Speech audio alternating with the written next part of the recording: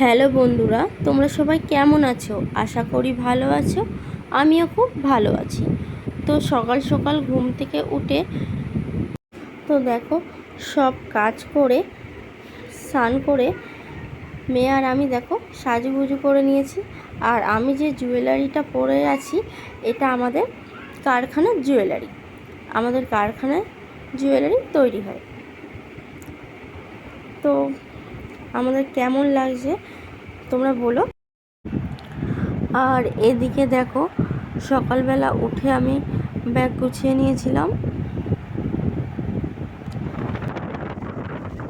তো আমরা তিনজনে দেখো বাড়ি থেকে বেরিয়ে পড়েছি। আর বাজার থেকে লিচু মিষ্টি কিনে নিয়েছি।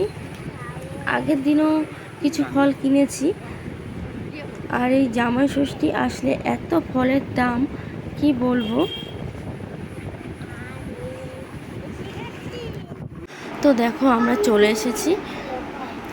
এসে কিছুক্ষণ 5-10 মিনিট বসেছি। তারপরে দেখো মা জামাইয়ের জন্য সকালবেলা কত কিছু নিয়ে এসেছে খাবার। আর এবছরে আমাদের বাটা ধরা নেই। আসলে আমার ঠাকুমা মারা গেছে, ওই জন্য বাটা ধরার নিয়মটা নেই। তো সকালের খাওয়া দাওয়ার পরে হবে এখন দুপুরের রান্না। আর দুপুরের রান্নার জন্য মা এখানে দেখো সবজি কেটে রেখে দিয়েছে, যেমন পটল, কাঁকরোল, শিম সব কেটে মা রেখে দিয়েছে। ইলিশ মাছ,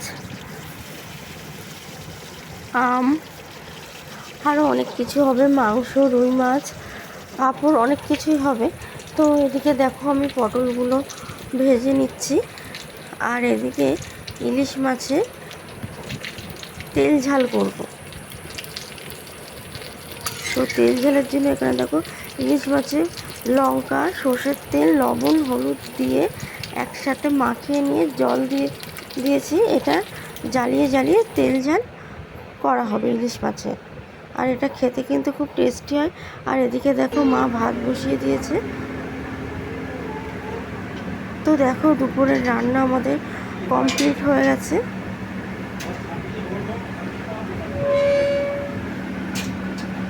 তো কত কিছু দেখো মা রান্না করেছে একা হাতে, আমি একটু হেল্প করে দিয়েছি।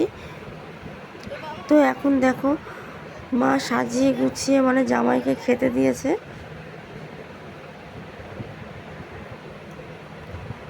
আর এদিকে দেখো আমার মেয়ে কলা পাতাতে ভাত খাবে। ও থালায় ভাত খাবে না, তার জন্য ওকে কলা পাতায় খেতে দেওয়া হয়েছে।